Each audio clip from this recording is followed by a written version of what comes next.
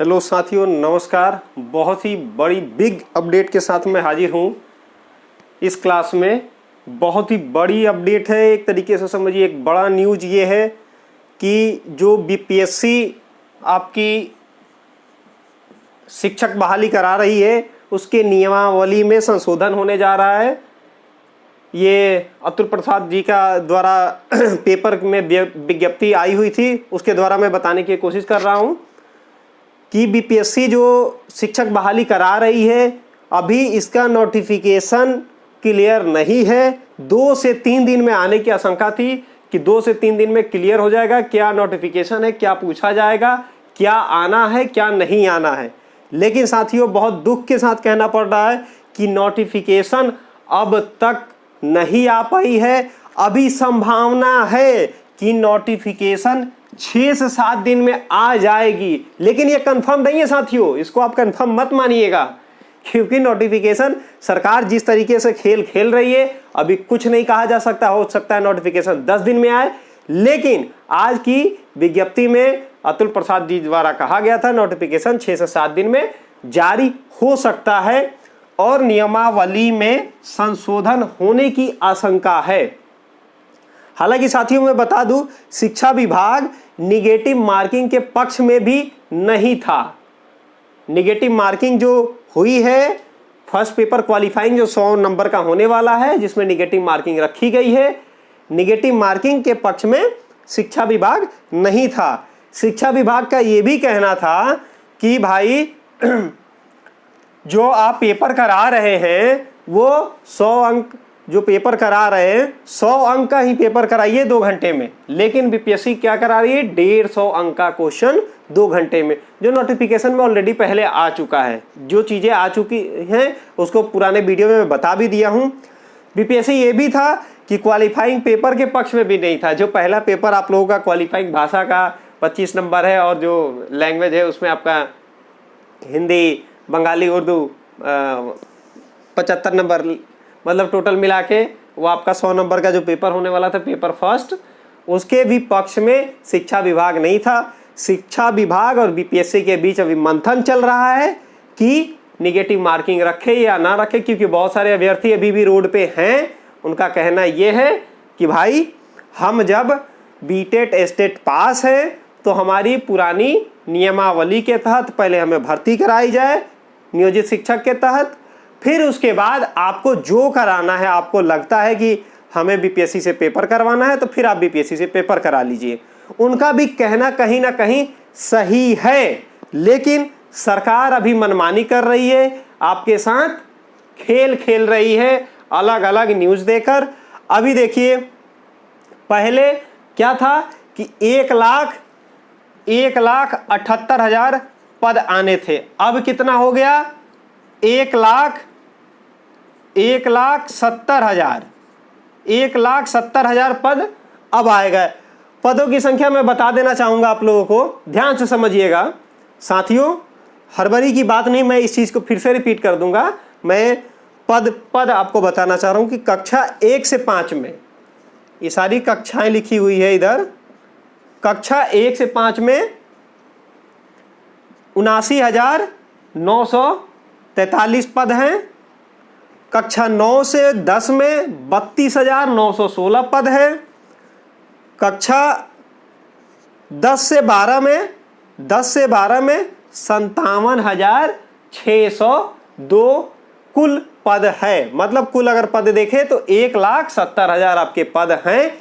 लेकिन सरकार इसमें क्या खेल खेल रही है मैं आपको बता चुका हूं दूसरी वीडियो में, इसमें भी फिर मैं बता रहा हूं कि जो नीतीश सरकार ने 4 लाख नियोजित शिक्षकों की बहाली की थी, तो वो भी नियोजित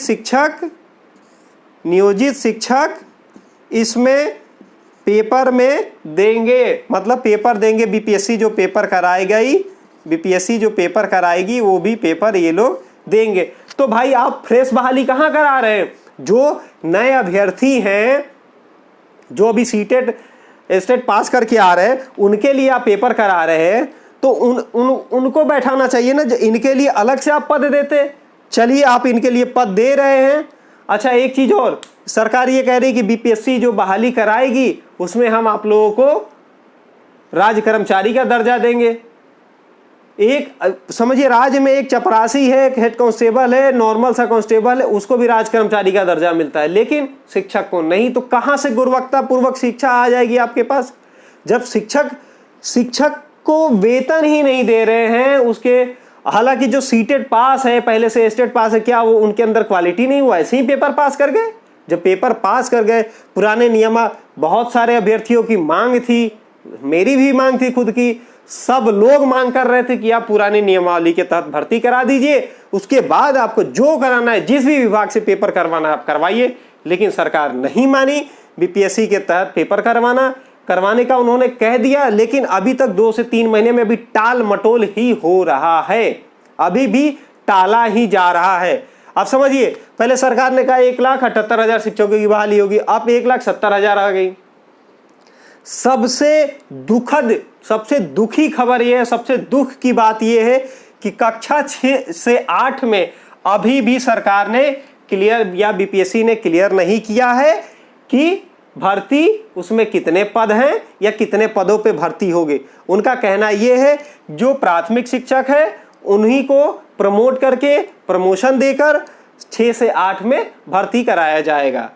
तो आप बताइए फिर इसमें 6 से 8 वाले अभ्यर्थी जो हैं उनका क्या होगा, क्या करेंगे वो?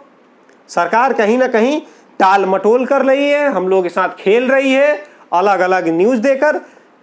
अगर सरकार को भर्ती कराने की मंशा होती, उसकी सरकार चाहती भर्ती कराए, एक नोटिफिकेशन देती अच्छा सा, अभ्यर्थियों की राय मांगती है, अभ्यर्थी जो हमारे छात्र नेता हैं अभ्यर्थियों के, वो अपनी बात रखते और डायरेक्ट काम हो जाता। लेकिन नहीं, अभी तो बीपीएससी और शिक्षा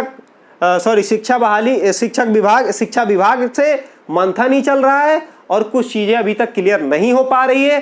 तो साथियों देखिए क्या करती है गवर्नमेंट, क्या करता है विभाग, अभी तक कुछ क्लियर नहीं है। अभी तक इतना क्लियर है कि 1-2 पेपर होने हैं, पहले पे हो सकता है निगेटिव मार्किंग हटा दी जाए सेकंड पेपर से, लेकिन अभी क्लियर नहीं है साथियों। अभी क्लियर यही है कि पेपर फर्स्ट जो आपका होना है, पेपर फर्स्ट वो 100 नंबर का होगा, वो क्वालिफाई करना है आपको। पेपर सेकंड जो होगा वो 150 नंबर का होगा और इसी पे मेगा सूची तैयार होगी। तो साथियों कहीं ना कहीं ये एक तरीके से समझिए जो है, मतलब सरकार हमारे साथ खेल रही है लुका छिपी का, कभी कुछ और कह रही है, कभी कुछ और कह रही है और बात किसी की कुछ सुनी नहीं जा रही है। अब तक ये था कि निगेटिव मार्किंग होगी, फिर पता चला कि भाई निगेटिव मार्किंग नहीं होगी पेपर फर्स्ट में। लेकिन अभी पेपर सेकंड के लिए अभी मैं कुछ नहीं कह रहा हूं, क्योंकि अभी ऐसा कुछ कहा नहीं गया है।